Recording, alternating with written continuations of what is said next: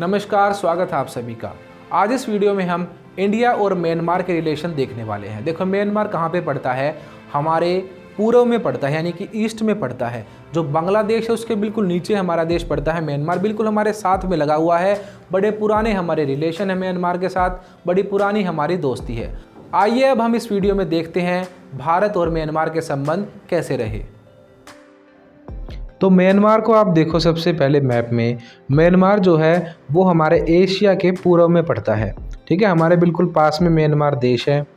इसकी जो है वो दोनों तरीके से हमारी बाउंड्री टच होती है। देखो, पहली जो है ज़मीन की साइड से भी हमारी बाउंड्री टच होती है डायरेक्ट, और पानी की तरफ से भी जो है हमारी बाउंड्री टच होती है।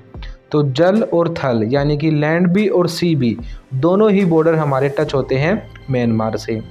तो हम पढ़ रहे हैं म्यांमार और भारत के रिलेशन। देखो, इसमें पहला पॉइंट हम बनाएंगे neighbourhood first policy. Neighbourhood first policy क्या है? भारत के पड़ोसियों के साथ भारत की दोस्ती की पॉलिसी है, और इस पॉलिसी में हमने म्यांमार को बहुत ही मेन रोल दिया है और इसका ये हमारी हिस्सा है।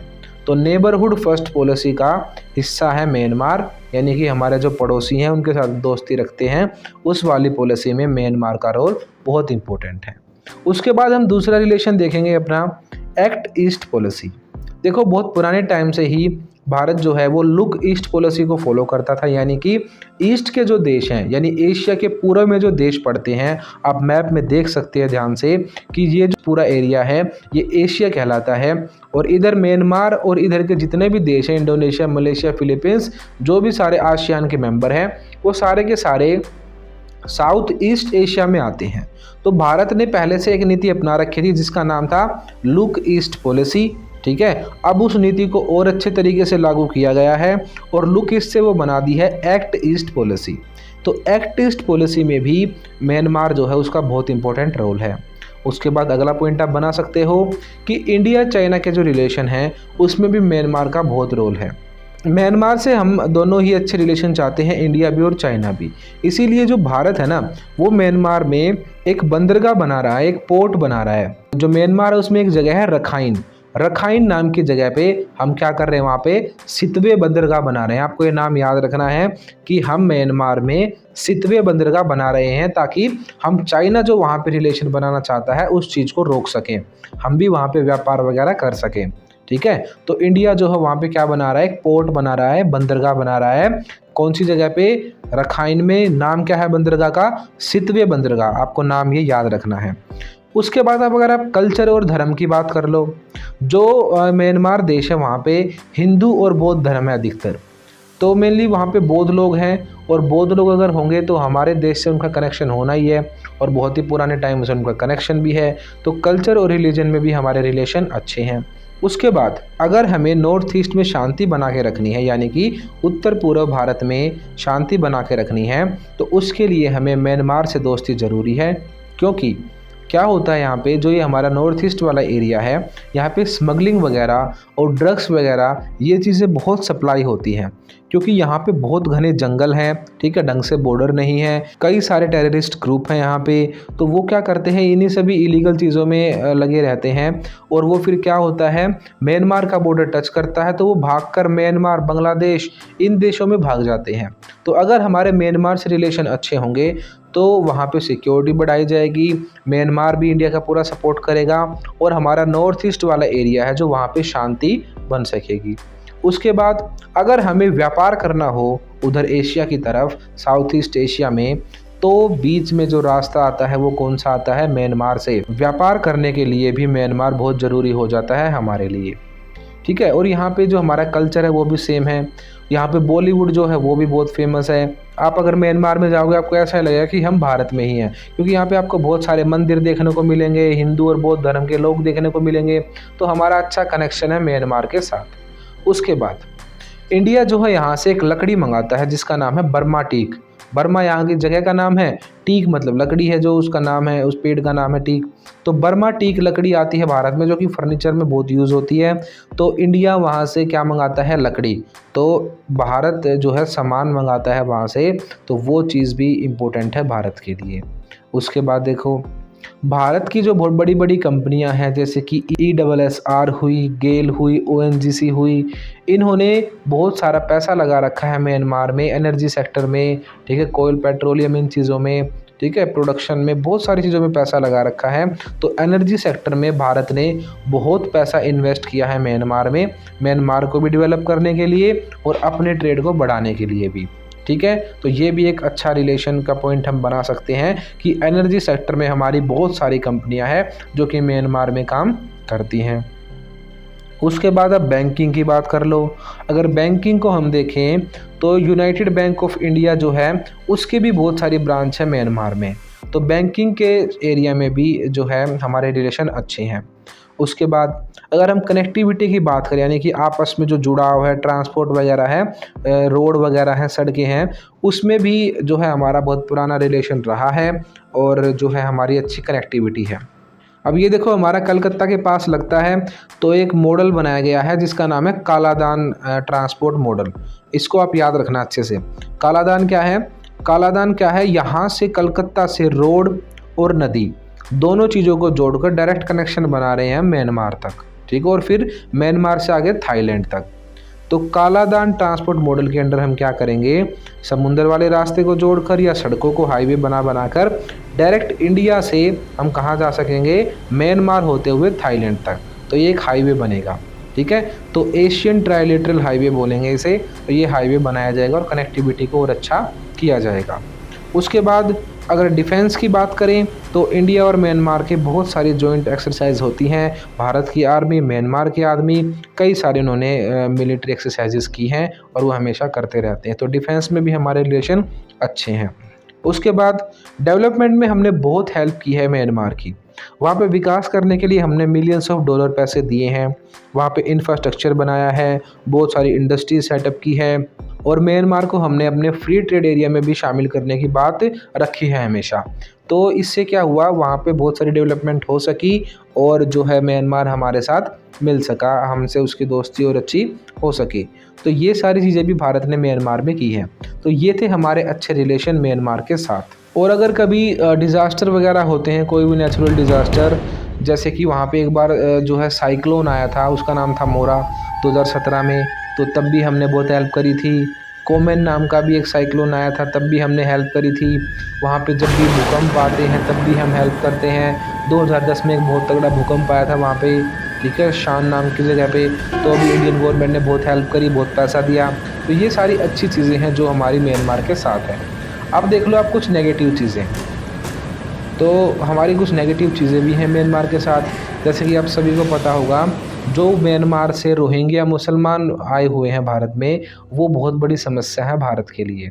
रेफ्यूजी बनकर यहाँ पे जो लोग रह रहे हैं, जिन्हें बोला जाता है रोहिंग्या मुसलमान, ठीक है, उस पे म्यांमार वाले लोग जो हैं उनको अपने देश में घुसने नहीं दे रहे हैं, ठीक है, और वो सारे भाग कर कहाँ आ गए हैं, भारत में आ गए हैं। तो भारत के लिए बहुत बड़ा सिरदर्द बन रहे हैं।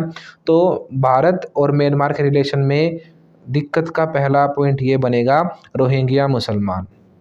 उसके बाद रोहिंग्या आप जब भारत में रह रहे हैं तो बहुत बुरी सिचुएशन हो रखी है नॉर्थ ईस्ट की हमारी, क्योंकि यहाँ पर वे लोग कभी आते हैं कभी जाते हैं, शरणार्थी की तरह रहते हैं। जहाँ पे कोई सुविधा नहीं होती, कुछ नहीं होता, वहाँ पे टेररिज्म जैसी चीज़ें ही पैदा होती हैं। तो बहुत सारी दिक्कत वहाँ पे इनकी वजह से होती है, तो भारत को बड़ी दिक्कत होती है। उसके बाद भारत और जो म्यांमार है, इसका जो बॉर्डर है वो पोरस बॉर्डर है।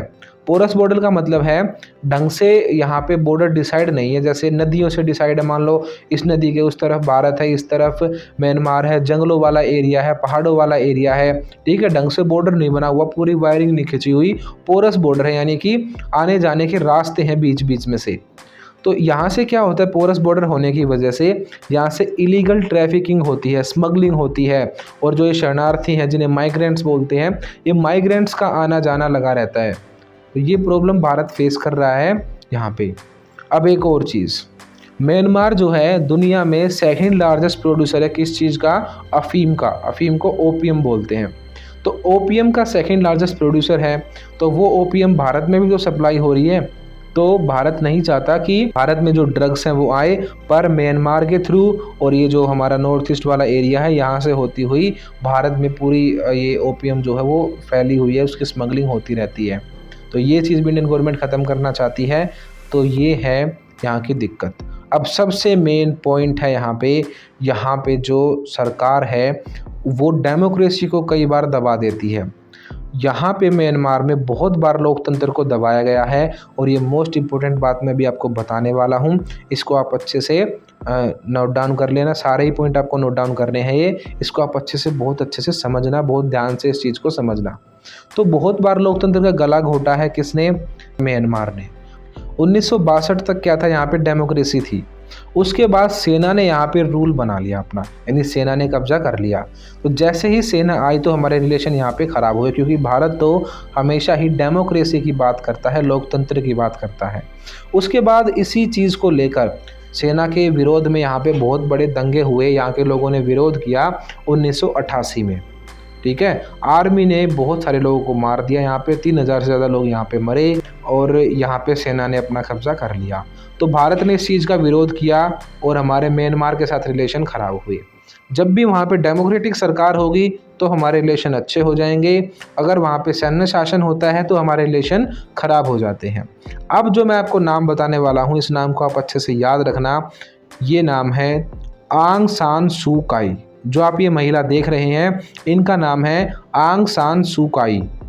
सुकाई जो हैं ये बहुत ही फेमस महिला हैं, कहाँ पे? म्यांमार में।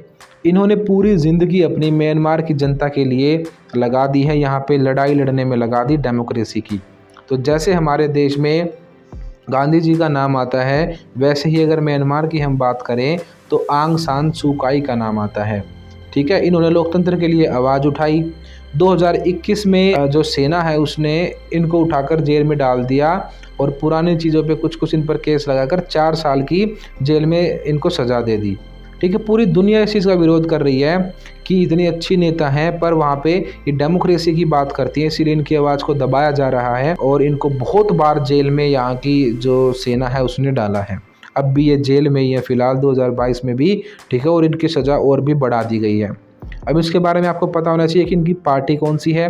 तो ये बड़ी नेता है कहाँ की? म्यांमार की। और 2015 में NLD पार्टी यानी कि नेशनल लीग फॉर डेमोक्रेसी जो है वो इनकी पार्टी है और ये पार्टी जीती भी थी 2015 में।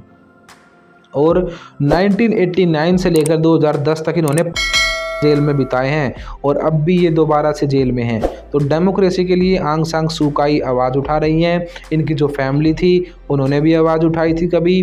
ठीक है, और इनको बहुत साल तक जेल में रहना पड़ा है और आज आप देखते हो इस मॉडर्न टाइम पे भी डेमोक्रेसी का गला घोटा जा रहा है और आंग सान सू काई अब भी गिरफ्तार हैं। तो आपको ये डेट याद रखनी है, 1989 से 2010 तक आंग सान सू काई जो हैं उनको कैद में रखा गया था और फिलहाल भी वो कैद में है। तो हम देखते हैं इस तरीके से भारत और म्यांमार के जो रिलेशन है उसमें उतार चढ़ाव आता रहा है।